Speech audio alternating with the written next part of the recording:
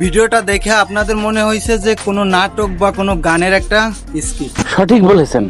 আসলে না, এটা কোনো নাটক বা কোনো গানের স্কিপ নয়।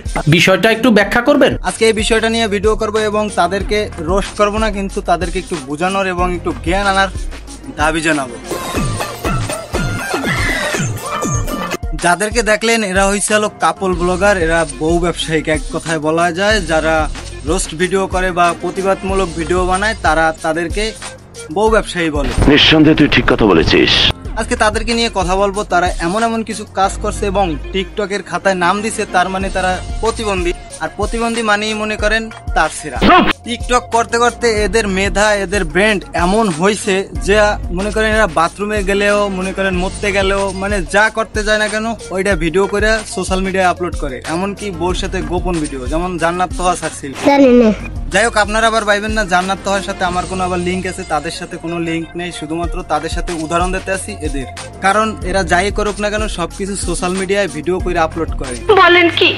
সোশ্যাল মিডিয়ায় যে কেউ ভিডিও করে আপলোড করতে পারবে, কিন্তু এমন কোনো ভিডিও করো না যেগুলো মাইন্ডে বাদে, যেগুলো আমাদের জনসাধারণকে, ব্রেনকে খারাপ বানাই দেয়।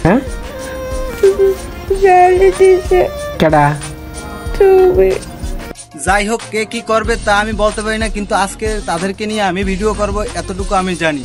ভিডিওটা দেখলেন এবং এই যে দুজন কাপল, এদেরকে সপ্তাহখানেক আগে আল্লাহ একটা মেয়ে সন্তান দিছে। সন্তানটারে নিয়ে ভিডিও করতে পারতে আছে, কিন্তু এই দামরা পোলাটা কি করতে আছে হেডুক আমরা আগে শুনে লই। আচ্ছা কামরুল, সবাই তো কমেন্ট করতেছে বাচ্চার মুখ কেন দেখাস না? আরে ও তো এখন ছোট, আর এমনিতে মানুষের নজর টজর ভালো না, এই জন্যই ওর মুখটা দেখাই না। যাই হোক, তোর সন্তানের চেহারা দেখাইতে পারবি না, কিন্তু তোর ভিডিও করতে পারবি, মানে চেহারা দেখাইতে পারবি না। এই জ্ঞানটুকু আইলো, কিন্তু এতটুকু বাচ্চার ভিডিও করে দিতে পারবি এবং আরো অনেক কাজ করতে আসো, এগুলা ভিডিও করে দিতে পারবি, মানে চেহারা দেখাইতে পারবি না।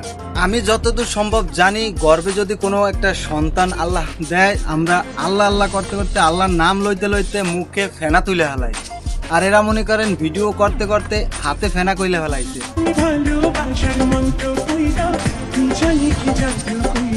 শুধু যে এই ভিডিওটা করছে তা না, এরকমের লক্ষ লক্ষ হাজার হাজার ভিডিও আছে। আমার মনে হয় তারা গর্বে একটা সন্তান আনছে ভিডিও করার জন্যই, আর আমাদেরকে দেখানোর জন্য। আর আমরা আবার কিছু পাবলিক আছি এমবি খরচ করে এই ভিডিওগুলো দেখি।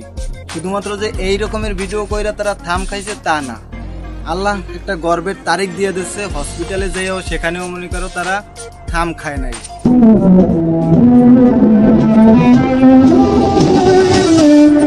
একটা গর্ভধারী মা ওটিতে যাওয়া মানে যে একটা ছেলে খেলা তা না, জীবন মরণের খেলা। আর সেখানে যাইও তারা টিকটক করতে আছে, সেটাও তো দেখলেন। শুধুমাত্র এই ভিডিওটা না, আরো একটা ভিডিও দেখেন।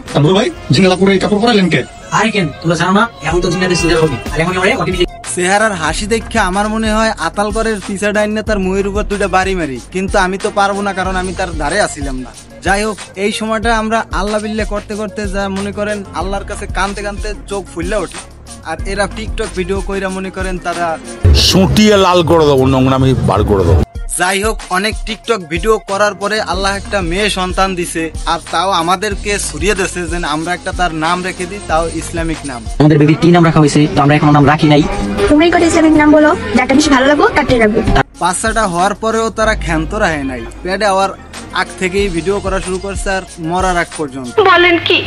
হ্যাঁ খালাম্মা, বাচ্চাটা মারা গেছে, আর তাও একটা ব্যাকগ্রাউন্ড মিউজিক দিয়ে নিজ আইডিতে ভিডিওটা সাইরা ব্যাকগ্রাউন্ডে একটা মিউজিক দিয়ে আমাদেরকে জানাইছে।